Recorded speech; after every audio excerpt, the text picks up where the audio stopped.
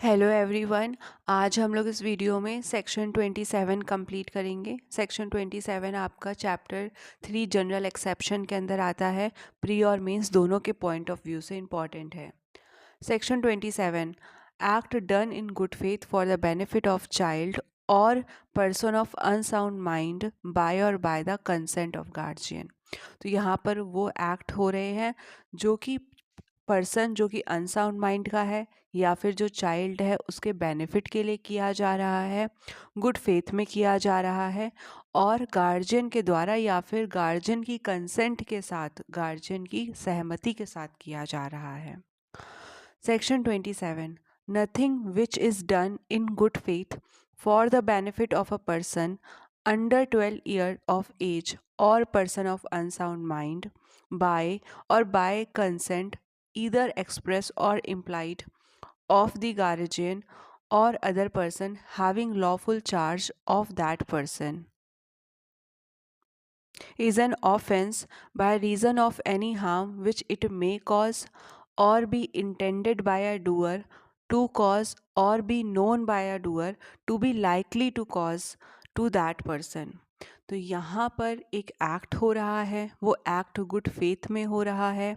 ऐसा बच्चा जो जिसकी उम्र 12 साल से कम है या फिर ऐसा इंसान जो कि अनसाउंड माइंड का है, उसके बेनिफिट के लिए, उसके फ़ायदे के लिए हो रहा है, गार्जियन के द्वारा किया जा रहा है या फिर गार्जियन की कंसेंट लेकर, उनकी सहमति लेकर एक्ट किया जा रहा है।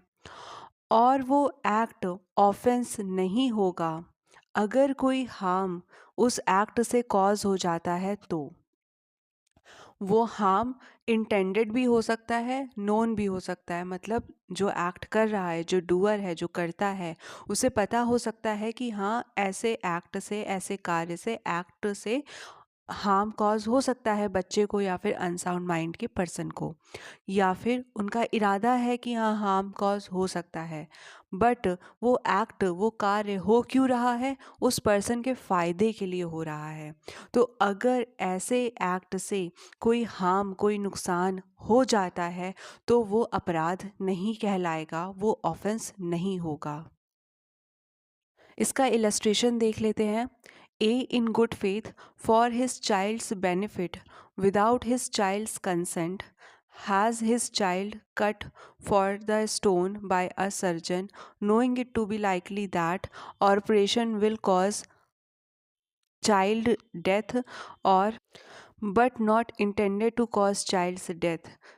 A is within exception in as much as his object was the cure of the child। तो यहाँ पे ए जो है वो गुड फेथ में चाइल्ड के बेनिफिट के लिए क्या करता है? बिना कंसेंट के, चाइल्ड की कंसेंट नहीं है, चाइल्ड के गार्जियन की कंसेंट है, और वो उस पर सर्जरी करता है उसके स्टोन को ऑपरेट करने के लिए। यहाँ पर उसको पता है कि डेथ हो सकती है ऑपरेशन से, बट उसका इरादा नहीं है डेथ कॉज करने का बच्चे की। तो अगर कोई नुकसान भी हो जाता है तो भी चाइल्ड का ऑपरेशन करते समय अगर चाइल्ड को कोई नुकसान हो जाता है तो ए ने कोई अपराध नहीं किया है, उसको एग्जेम्पशन दिया जाएगा लाइबिलिटी का सेक्शन 27 के अंदर। तो आई होप आपको सेक्शन 27 समझ में आया होगा। अभी हमने पढ़ा सेक्शन 27 में बच्चा जिसकी उम्र 12 साल से कम है या फिर कोई पर्सन है जो अनसाउंड माइंड का है, अब वो कंसेंट तो दे नहीं सकते, तो उनके गार्जियन की कंसेंट के साथ, उनके गार्जियन की सहमति के साथ उनके फ़ायदे के लिए कोई काम किया जाता है और उस फ़ायदे से, सॉरी, उस काम से उनका कोई हार्म पहुंच जाता है तो वो अपराध में नहीं आएगा। लेकिन जो काम कर रहे हैं वो गुड फेथ में होने चाहिए, मतलब प्रॉपर केयर एंड कॉशन होना चाहिए, उनका इरादा सामने वाले का बेनिफिट होना चाहिए। यहाँ पे बेनिफिट पेक्यूनरी बेनिफिट नहीं होगा, मतलब कोई ऐसा बेनिफिट जिससे पैसे का लाभ हो रहा है, ये नहीं होगा। तो ऐसा कोई तो बेनिफिट होना चाहिए, तो वहाँ पर ऑफेंस नहीं कहलाएगा। लेकिन ये जो एक्सेप्शन है, ये इसके भी एक्सेप्शन है, मतलब यहाँ पे लाइबिलिटी नहीं बनेगी, पर यहाँ पर भी कुछ एक्सेप्शन है जहाँ पर लाइबिलिटी बनेगी पर्सन की, वो अभी हम देखेंगे।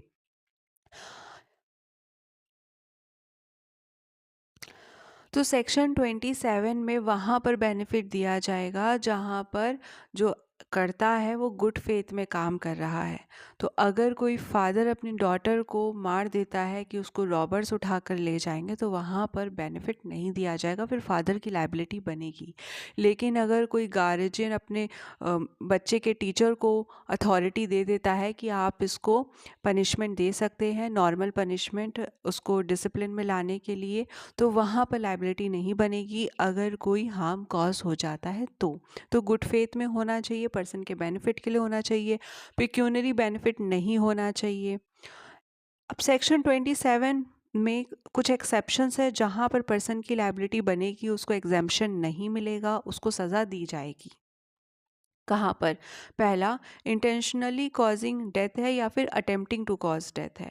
तो अगर कर्ता इस इरादे से कोई एक्ट कर रहा है कि सामने वाले की डेथ कॉज हो जाए या फिर डेथ कॉज करने का अटेम्प्ट कर रहा है, तो फिर यहाँ पर एग्जेम्पशन नहीं दिया जाएगा और उसको पनिशमेंट मिलेगा, उसने ऑफेंस कमिट किया है।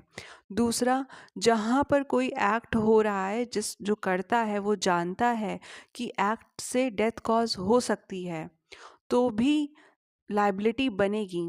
लेकिन अगर वो एक्ट सामने वाले की डेथ को प्रिवेंट करने के लिए हो रहा है या फिर ग्रीवियस हर्ट को प्रिवेंट करने के लिए हो रहा है या फिर किसी ग्रीवियस डिसीज़ या इन्फर्मिटी को प्रिवेंट करने के लिए हो रहा है, तो भी लाइबिलिटी नहीं बनेगी।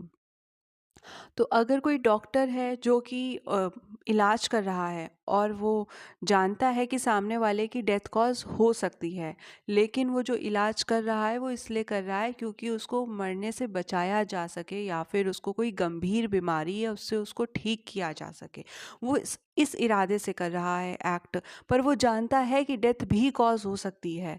तो यहाँ पर क्या होगा कि अगर उसका इरादा ये है कि वो बचाने के लिए कर रहा है तो लाइबिलिटी नहीं बनेगी। लेकिन अगर सिर्फ कोई पर्सन ऐसा एक्ट कर रहा है जिससे वो जानता है कि डेथ कॉज हो सकती है और उसका इरादा नेक नहीं है, मतलब बचाने का नहीं है डेथ से या फिर ग्रीवियस हर्ट से, इन्फर्मिटी से या डिसीज से, तो फिर उसकी लाइबिलिटी बनेगी, उसने फिर अपराध किया है। थर्ड है voluntarily causing of grievous hurt और attempting to cause grievous hurt unless it is for the purpose of preventing death or grievous hurt or curing any grievous disease or infirmity। तो अगर कोई कार्य ग्रीवियस हर्ट कॉज करने के लिए हो रहा है, गंभीर चोट पहुंचाने के लिए हो रहा है या फिर अटेम्प्ट किया जा रहा है ग्रीवियस हर्ट करने का, तो भी उसने अपराध किया है, उसकी लाइबिलिटी बनेगी और उसको एग्जेम्पशन नहीं मिलेगा। लेकिन अगर वो वॉलेंट्रली जो ग्रीवियस हर्ट कॉज कर रहा है या अटेम्प्ट कर रहा है, वो क्यों कर रहा है? वो डेथ को प्रिवेंट करने के लिए कर रहा है, ग्रीवियस हर्ट को प्रिवेंट करने के लिए कर रहा है, ग्रीवियस डिसीज़ को ठीक करने के लिए कर रहा है, इन्फर्मिटी को ठीक करने के लिए कर रहा है, तो फिर लाइबिलिटी नहीं बनेगी। तो अगर कोई पर्सन है जो सीधा सीधा सामने वाले को ग्रीवियस हर्ट कॉज कर रहा है, ठीक है, या फिर उसका अटेम्प्ट कर रहा है, तो फिर सज़ा मिलेगी, भाई उसने ऑफेंस किया है। बट उसका ग्रीवियस हर्ट कॉज करने का या फिर अटेम्प्ट करने का इरादा क्या है? उसको सामने वाले को बचाना है डेथ से, ग्रीवियस हर्ट से, किसी बीमारी से, किसी इन्फर्मिटी से, तो फिर लाइबिलिटी नहीं बनेगी। अगर कुछ नुकसान भी पहुंच जाता है तो लाइबिलिटी नहीं बनेगी अगर उसका इरादा, क्योंकि यहाँ पे गुड फेथ हो गया ना। अगर उसका इरादा नेक हो गया कि वो डेथ से बचा रहा है, ग्रीवियस हर्ट से बचा रहा है, तो फिर क्या हो गया? गुड फेथ हो गया, तो लाइबिलिटी नहीं बनेगी। फिर फोर्थ पॉइंट कहता है abetment of any offence to the committing of which offence it would not extend. तो यहाँ पे सिंपल सी ये बात हो रही है कि जो ऊपर दिए गए ऑफेंसेस अगर इनका अबेटमेंट भी होता है तो क्या होगा कि लाइबिलिटी बनेगी। मतलब अगर अबेटमेंट किया जा रहा है कि डेथ कॉज कर दो सामने वाले की और वो गुड फेथ में नहीं है, तो क्या हो जाएगा? फिर वहाँ पर भी एग्जेम्पशन नहीं मिलेगा सेक्शन 27 का, वहाँ पर भी बेनिफिट नहीं मिलेगा और पर्सन की लाइबिलिटी बनेगी जो पर्सन अबेटमेंट कर रहा है ऑफेंस का।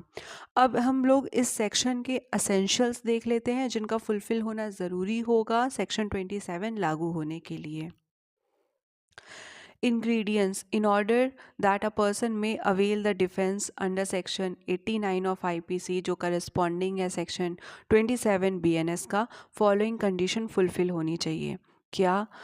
First, act must be done for the benefit of a person who is either a minor under 12 years of age or person of unsound mind। तो जो एक्ट किया जा रहा है वो पर्सन के बेनिफिट के लिए किया जा रहा है, उस पर्सन की उम्र 12 साल से कम है या फिर वो अनसाउंड माइंड का पर्सन है। Act must be done in good faith, जो करता है, जो एक्ट कर रहा है, उसका गुड फेथ होना चाहिए, उसने पूरी प्रॉपर केयर करी होनी चाहिए, कॉशन लिया होना चाहिए, ऐसा एक्ट की गुड फेथ में एक्ट किया होना चाहिए। Act must be done by guardian और by the consent of guardian और other person having a lawful charge of that person. तो जो एक्ट किया जा रहा है, जो कार्य किया जा रहा है, वो गार्जियन के द्वारा किया जा रहा है या फिर गार्जियन की सहमति लेकर किसी पर्सन के द्वारा किया जा रहा है या फिर कोई और पर्सन कर रहा है, जो जिस पर्सन की बात हो रही है जिसकी 12 साल से कम उम्र है या अनसाउंड माइंड का है, उस पर्सन के ऊपर लॉफुल चार्ज है, कोई ऐसा व्यक्ति कार्य कर रहा है जो इन लोगों पे लॉफुल चार्ज रखता है। फोर्थ, कंसेंट एक्सप्रेस भी हो सकती है और इम्प्लाइड भी हो सकती है। तो आई होप आपको सेक्शन 27 समझ में आया होगा, और अगर वीडियो हेल्पफुल लगा तो प्लीज़ लाइक शेयर सब्सक्राइब ज़रूर करिएगा। Thank you.